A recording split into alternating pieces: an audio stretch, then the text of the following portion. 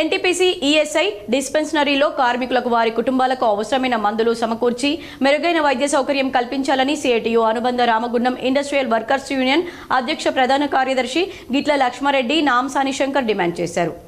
NTPC ESI డిస్పెన్సరీని శుక్రవారం union committee బృందం సందర్శించారు. అనంతరం వారు మాట్లాడుతూ ల్యాబ్లో పేషెంట్స్కు వ్యాధి నిర్ధారణకు ఉపయోగించే కిట్స్ లేవని, ఫార్మసీలో మందులు లేవని, ముఖ్యంగా 5 నెలల నుండి బీపీ, షుగర్కు రెగ్యులర్గా వాడే మందులు లేక పేషెంట్స్ చాలా ఇబ్బందులకు గురవుతున్నారని, వేలాది రూపాయలు వెచ్చించి బయట కొనుగోలు చేయాల్సిన పరిస్థితి ఏర్పడిందన్నారు.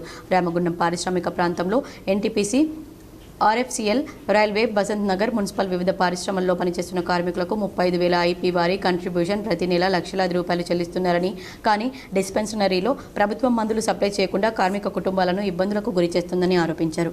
ఇప్పటికైనా ప్రభుత్వం తక్షణమే డిస్పెన్సరీలకు మందులు సమకూర్చి కార్మికుల కుటుంబాలకు మెరుగైన వైద్య సౌకర్యం కల్పించాలని, బీపీ, షుగర్ పేషెంట్లకు క్రమం తప్పకుండా ప్రతి నెల మందులు సమకూర్చాలని, దానికి అనుగుణంగా గవర్నమెంట్ 3 నెలల ముందుగానే ఇండెంట్ పెట్టి డిస్పెన్సరీలకు క్రమం తప్పకుండా మందులు సప్లై చేయాలని డిమాండ్ చేశారు. అలాగే కాంగ్రెస్ ప్రభుత్వం, స్థానిక శాసనసభ్యులు, ప్రజాప్రతినిధులు ఈఎస్ఐ డిస్పెన్సరీని హాస్పిటల్గా మార్చి కార్మిక కుటుంబాలకు మెరుగైన వైద్య సౌకర్యం కల్పించాలని విజ్ఞప్తి చేశారు.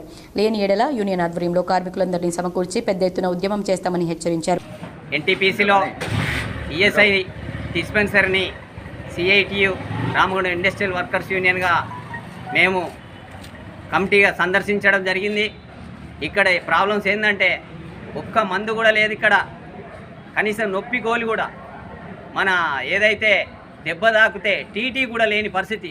ఇంత పెద్ద డిస్పెన్సరీ ఇక్కడ 30,000 మంది ఐపీలున్నా, 39,000 ఐపీలున్నా కూడా ఈరోజు ఇంత అధ్వాన పరిస్థితిలో ఈ డిస్పెన్సరీ నడుస్తుంది. గవర్నమెంట్ ఏం చేస్తుంది? 15 నెలలు అవుతుంది తెలంగాణ ప్రభుత్వం, ఇప్పుడు కాంగ్రెస్ ప్రభుత్వం వచ్చి, అయినా కూడా ఈ రోజు వరకు ఈఎస్ఐ డిస్పెన్సరీలను ఎక్కడ కూడా బాగు చేయలేదు. వీళ్ళు ఎక్కడో డిస్పెన్సరీలో మిగిలిన మందులు పట్టుకొచ్చి మేము సప్లై చేస్తున్నాం, మా దగ్గర ఏం మందులు లేవు, మేము మొత్తుకుంటాను, అయినా కూడా మాకు మందులు సప్లై చేస్తలేదు. గవర్నమెంట్ ఇండెంట్ పెట్టినాం, ఈ రోజు వరకు కూడా మాకు రాలేదని చెప్తున్నారు, ఇంకా ఆన్లైన్ అప్రూవల్ రాలేదని చెప్తున్నారు. ఇది సరైంది కాదు. గవర్నమెంటు కార్మికుల పట్ల ఇంతమంది, ఇది పారిశ్రామిక ప్రాంతం, ఈ పారిశ్రామిక ప్రాంతంలో ఇటు సింగరేణి, ఇటు ఎన్టీపీసీ, ఇటు ఆర్ఎఫ్సిఎల్ అనేక పరిశ్రమలు ఉన్నాయి. ఈ పరిశ్రమలలో అసంఘటిత రంగ కార్మికులు అనేక దీని మీద ఆధారపడి ముసలోళ్ళు, ముడిగోళ్ళు, వాళ్ళు మందులు లేక ఇటు బీపీ, షుగర్ మందులు, అన్ని మందులు లేక చాలా ఇబ్బందులు పడుతుండ్రు. కనీసం మందులు కూడా సప్లై చేయలేని పరిస్థితిలో, దుస్థితిలో ఈ ప్రభుత్వం ఉన్నది.